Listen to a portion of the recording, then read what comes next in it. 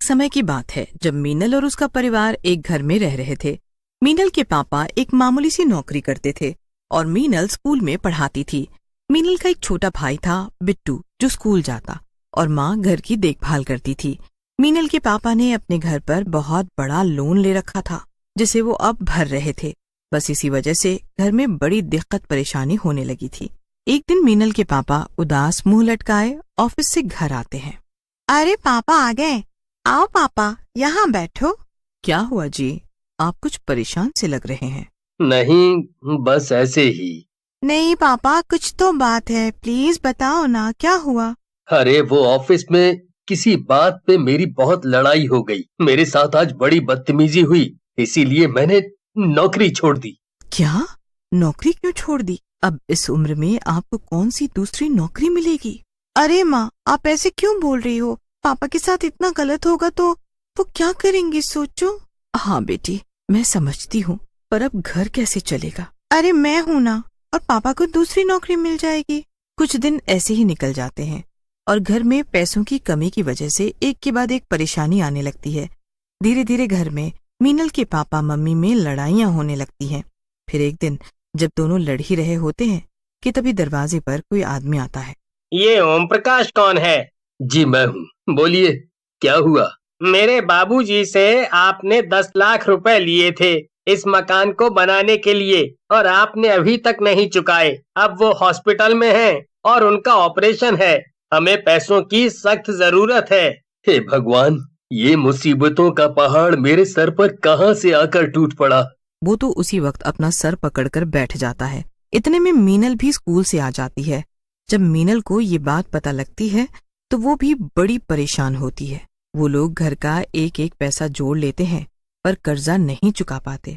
उसके बाद उनके पास बस एक ही रास्ता होता है, वो उस घर को बहुत ही कम दाम में बेच देते हैं, जिससे पहले वो 10 लाख का कर्ज चुकाते हैं और फिर बाकी बचे हुए पैसों से नया घर ढूंढते हैं। मीनल को एक दिन घर तलाशी में एक घर बहुत ही सस्ते दाम में मिलता है, पर उसकी हालत बहुत बुरी हो रखी होती है।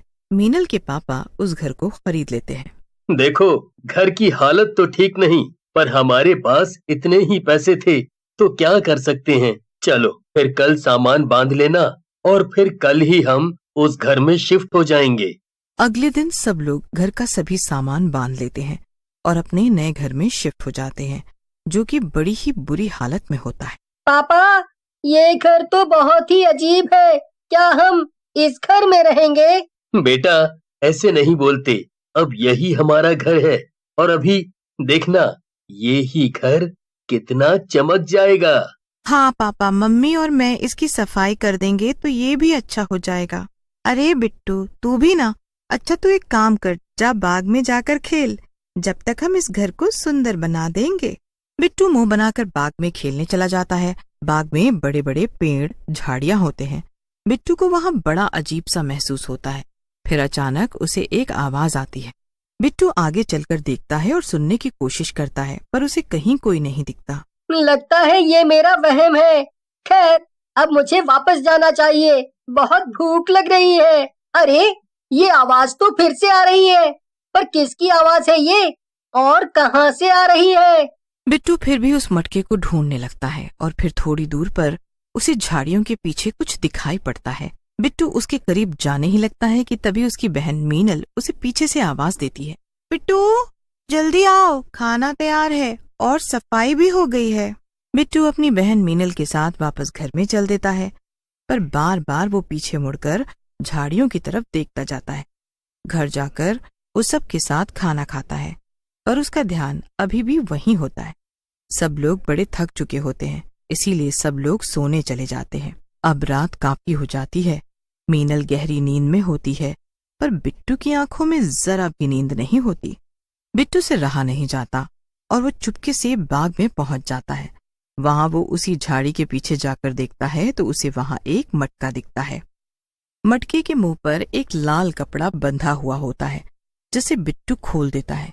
कपड़ा खोलते ही मटके से एक हवा बाहर आती है और बिट्टू वहीं बेहोश हो जाता है। आजाद हो गई मैं, आखिरकार आज आजाद हो ही गई मैं। कितने साल से मैं इस छोटे से मटके में कैद थी, कितनी तकलीफ झेल। चुड़ैल इतने सालों बाद उस मटके से आजाद होती है, इसीलिए वो खुशी से पागल हो रखी होती है। वो इतनी खुश होती है कि भूल ही जाती है कि उसके सामने बिट्टू बेहोश पड़ा हुआ है। थोड़ी देर में जब चुड़ैल की नजर बिट्टू पर पड़ती है तो वो परेशान हो जाती है। अरे, इसे तो मैं भूल ही गई। ये तो शायद वही लड़का है जिसने मुझे इस मटके से आजाद किया। मुझे इसे होश में लेकर आना होगा। चुड़ैल एक चुटकी बजाती है जिससे बिट्टू होश में आ जाता है, पर वो अपने सामने बैठी चुड़ैल को देखकर बहुत ज्यादा डर जाता है और जोर जोर से चिल्लाने लगता है। चुड़ैल, चुड़ैल, बचाओ, बचाओ। अरे अरे, चिल्लाओ मत, शांत हो जाओ, शांत हो जाओ तुम। मैं तुमको कोई नुकसान नहीं पहुंचाऊंगी। अरे, मैं यहीं सामने सड़क पर रहती थी, यहीं थी मेरी झोपड़ी। पर एक दिन इसी घर में रहने वाले कुछ लोगों ने मेरी झोपड़ी तोड़ दी। जब मैंने उनको रोका तो उन्होंने मुझे बहुत मारा। मेरा सारा सामान और मेरा घर सब चला गया। समझ ही नहीं आया कि क्या करूं और कहाँ रहूं। मुझे मजबूरन सड़क के किनारे ही सोना पड़ता था और एक दिन एक्सीडेंट से मेरी मौत हो गई। ये तो तुम्हारे साथ बहुत बुरा हुआ। अब तुम परेशान मत हो। ये देखो, ये मेरा घर है। हमें भी मजबूरन यहाँ घर लेना पड़ा, पर तुम हमारे साथ इस घर में रह सकती हो। मैं इस घर में? चुड़ैल और बिट्टू बहुत अच्छे दोस्त बन जाते हैं। चुड़ैल अब उसी घर में रहने लगती है और उसे आखिरकार अपना नया घर मिल ही जाता है। वो चुड़ैल बस बिट्टू को ही दिखाई देती है और बाकी किसी को भी दिखाई नहीं देती थी। एक दिन जब सब लोग एक साथ बैठे बातें कर रहे थे तो चुड़ैल वहीं दूर खड़ी उनकी बातें सुन रही थी। मेरी सैलरी से घर चलाना बहुत ही मुश्किल है। बिट्टू के स्कूल से आज फोन भी आया था। वो बोल रहे थे कि स्कूल की फीस नहीं दी तो बिट्टू का स्कूल से नाम कट जाएगा। क्या? तो भर दो ना फीस। अरे कैसे भर दूं माँ, सारे पैसे खत्म हो गए हैं। मेरी सैलरी से 4 लोगों का खर्चा चलाना बहुत मुश्किल है। ये सब दूर खड़ी चुड़ैल सुन रही थी। बिट्टू को ऐसे उदास देख उसे बिल्कुल भी अच्छा नहीं लग रहा था। बिट्टू की वजह से चुड़ैल को उसका नया घर मिला था, तो उसे भी बदले में बिट्टू के लिए भी कुछ करना था। वो अगले ही दिन मीनल का रूप बदलकर बिट्टू के स्कूल जाती है और पूरे साल की फीस भर देती है।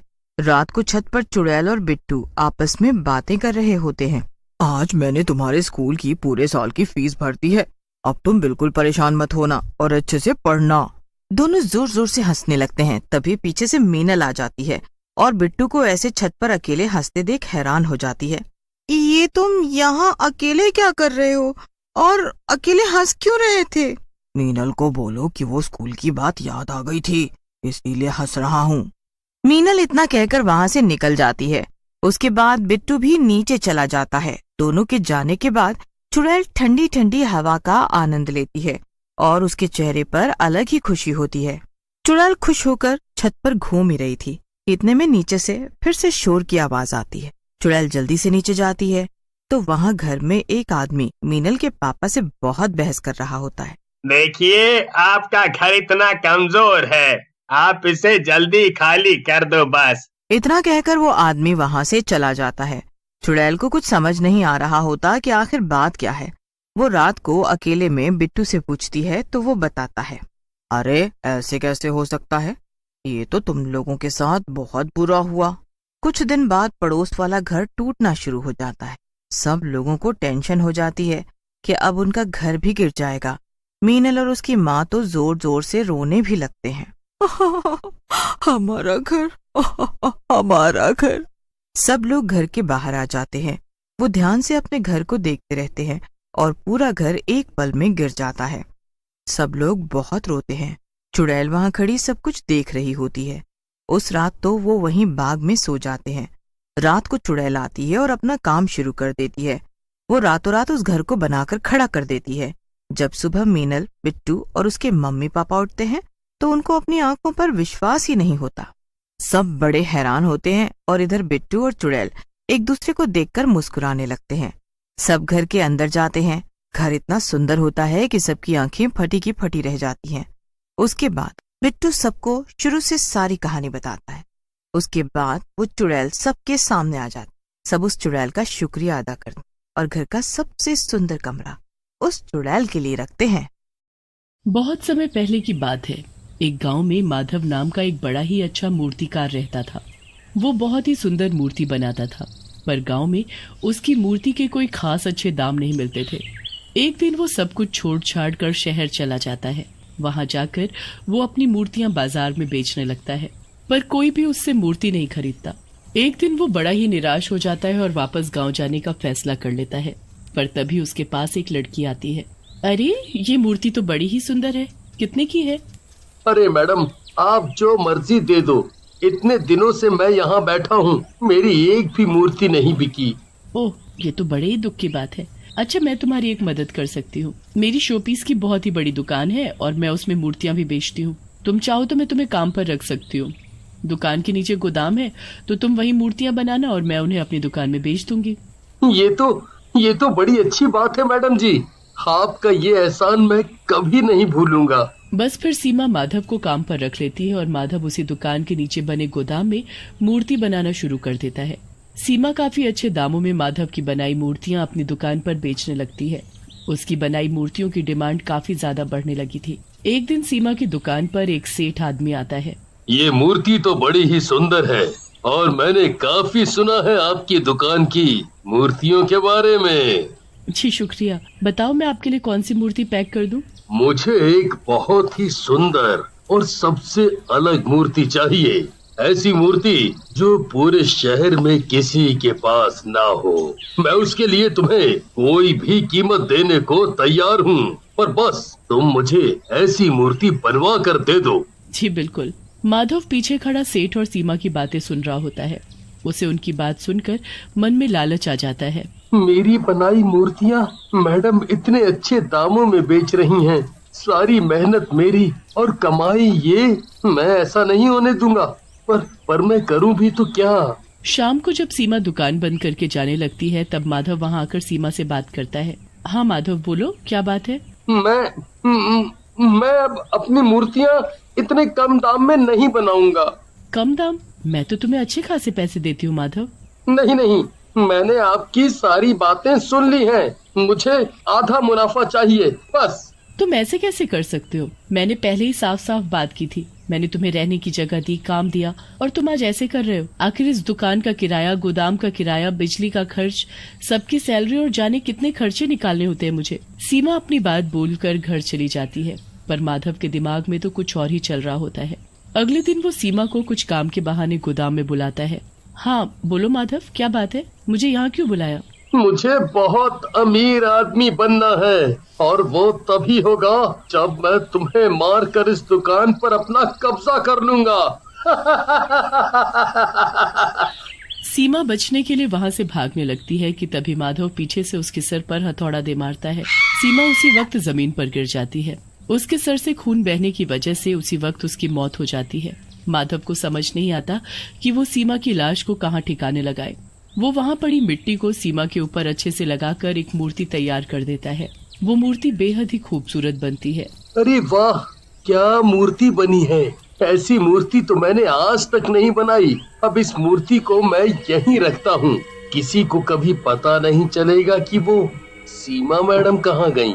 और अगर किसी ने मुझसे पूछा तो मैं बोल दूंगा कि वो कोई काम से कुछ महीनों के लिए बाहर गई हैं और दुकान की जिम्मेदारी मुझ पर छोड़ गई हैं।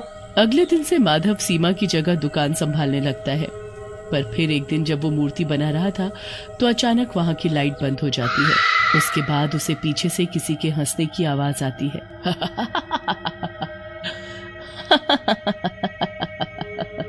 कौन है यहाँ? माधव को अंधेरे में कुछ नहीं दिखता। वो अपनी जेब से माचिस निकालता है और एक तिल्ली जलाता है। जैसे ही थोड़ी रोशनी होती है तो उसे मूर्ति की जगह एक चुड़ैल दिखाई देती है। माधव जोर से चिल्लाता है और उसके हाथ से जलती हुई माचिस की तीली छूटकर नीचे गिर जाती है। माधव बहुत डर जाता है और तभी लाइट वापस आ जाती है। अभी तो इस मूर्ति की जगह एक चुड़ैल थी और ये तो वही मूर्ति है जिसमें मैंने सीमा मैडम को बंद किया हुआ है। कहीं ये चुड़ैल तो नहीं बन गई? नहीं, ऐसा कैसे हो सकता है?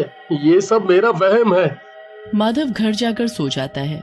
उसके जाने के बाद वो मूर्ति हिलने लगती है और फिर से एक चुड़ैल में बदल जाती है। इससे क्या लगा, ये इसका वहम है। अब मैं आ गई हूँ अपनी मौत का चुड़ैल वहाँ रखी सारी मूर्तियों को एक एक करके तोड़ देती है। बहुत घमंड हो गया है ना इसे अपनी मूर्तियों पर। अब देखती हूँ कैसे ये अपनी मूर्तियों को मेरी दुकान में बेचेगा। चुड़ैल सारी मूर्तियां तोड़कर वहाँ से चली जाती है। सुबह जब माधव आता है तो सारे गोदाम में टूटी हुई मूर्तियां देखकर दंग रह जाता है। सभी मूर्तियों के टुकड़े टुकड़े हो रखे थे, पर बस एक ही मूर्ति बिल्कुल सही सलामत खड़ी थी, और वो वही भूतिया मूर्ति थी जिसमें सीमा का शरीर दफन था। ये कैसे हो सकता है? आखिर ये किसका काम है? जरूर रात को यहाँ कोई चोर आया होगा। माधव ऊपर दुकान में जाकर बैठ जाता है। अरे भाई, मैंने 4 दिन पहले एक मूर्ति का ऑर्डर दिया था, तैयार है क्या? वो तो कल रात ही टूट गई, अब क्या करूं? अरे क्या हुआ भाई, कुछ तो बोलो। जी, वो अभी उसमें कुछ काम बाकी है, आप उसे 2 दिन बाद ले जाना। अरे मुझे वो मूर्ति आज ही चाहिए थी। मैंने तुम्हें बताया भी था कि मुझे वो किसी को तोहफे में देनी है। अब वो तैयार नहीं है तो रहने ही दो, मुझे नहीं चाहिए। अरे पर आप रुकिए तो। ग्राहक उसकी बात सुने बिना ही चला जाता है। पूरे दिन ऐसे ना जाने कितने ग्राहक गुस्सा होकर वापस चले जाते हैं। अब माधव के साथ रोज रोज अजीब घटनाएं होने लगती हैं। कभी उसे गोदाम से हंसने की आवाज आती, तो कभी उसे वहाँ कोई लड़की भागती हुई दिखती, और रोज उसकी बनाई मूर्तियां टूटी हुई मिलती। माधव को पूरा यकीन हो जाता है कि उस मूर्ति में ही कुछ है जिसमें उसने सीमा को बंद किया है। फिर शाम को वहाँ वही सेठ आता है जो 1 महीने पहले अपनी मूर्ति का ऑर्डर देकर गया होता है। अरे वो लड़की कहाँ गई? जी, वो तो किसी काम से कुछ महीनों के लिए बाहर गई हुई हैं। मैंने तो उसे एक मूर्ति का ऑर्डर दिया था। मैंने उसे मुंह मांगी कीमत देने को भी कहा था, पर वो तो चली गई। क्यों ना मैं इसे वही मूर्ति दे दूं? इससे मेरा उस मूर्ति से पीछा भी छूट जाएगा और मुझे उसके अच्छे पैसे भी मिल जाएंगे। माधव उस भूतिया मूर्ति को गोदाम से लेकर आता है और सेठ को दिखाता है। सेठ उसे देखता ही रह जाता है। सेठ उस मूर्ति के अच्छे पैसे माधव को देता है और उसे लेकर घर चला जाता है। सेठ उस मूर्ति को अपने घर के बीचों बीच सजा कर रख देता है। रोज रात को वो मूर्ति चुड़ैल में बदल जाती और माधव के गोदाम में जाकर रोज बाकी की मूर्तियों को तोड़ देती। माधव बड़ा ही परेशान हो जाता है। उसकी मूर्ति पूरी होने से पहले ही टूट जाती और ऐसे उसका काम धीरे धीरे कम होने लगता है। एक दिन उस मूर्ति की आंखों से खून के आंसू निकल रहे होते हैं। जैसे सेठानी वहाँ से गुजरती है तो उसकी नजर उन आंसुओं पर पड़ती है। अरे ये क्या लग गया इस पर? ऐसा लग रहा है जैसे इस मूर्ति के खून के आंसू निकल रहे, पर ऐसा कैसे हो सकता है? ये जरूर बच्चों की शरारत है। सेठानी उस मूर्ति के आंसू पोंछकर वहाँ से चल देती है। अगले दिन जब वो फिर उस मूर्ति को देखती है तो फिर से उसकी आंखों में खून के आंसू होते हैं। वो फिर साफ कर देती है, पर ऐसा रोज रोज होने लगता है। फिर रात को जब सेठ जी वहाँ से गुजर रहे होते हैं तो देखते हैं कि मूर्ति गायब है। वो पूरे घर में शोर मचा देते हैं। सब लोग उस मूर्ति को ढूंढते हैं पर मूर्ति कहीं नहीं मिलती। पर जब सुबह सब उठते हैं तो मूर्ति अपनी जगह पर ही होती है। ऐसा हर रात होने लगता है। मुझे तो इस मूर्ति में कुछ गड़बड़ लग रही है। इस मूर्ति की आंखों से खून के आंसू निकलते हैं और ये रात में गायब होकर सुबह वापस आ जाती है। हमें इस मूर्ति को तोड़ देना चाहिए, बस यही तरीका है इससे छुटकारा पाने का। सेठ एक हथौड़ा लाता है और उस मूर्ति पर दे मारता है। उस मूर्ति से खून बहने लगता है और फिर उसके अंदर से एक कंकाल बाहर निकलता है।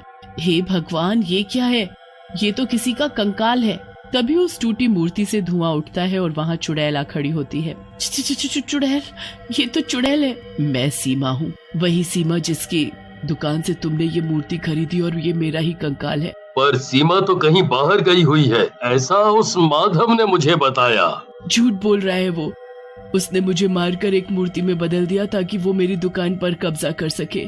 आज तुमने इस मूर्ति को तोड़कर मुझे मुक्ति दे दी, पर मेरी आत्मा को तब तक शांति नहीं मिलेगी जब तक मैं उस माधव से बदला नहीं लूंगी। हे भगवान, उस माधव ने एक लड़की के साथ इतना बुरा किया। मैं उसे उसके किए की सजा दिलवा कर रहूंगा। नहीं, उसे तो मैं मारकर खुद सजा दूंगी। उसकी सजा तो मौत से भी बदतर होनी चाहिए। उसे तो जिंदगी भर जेल में सड़ना चाहिए।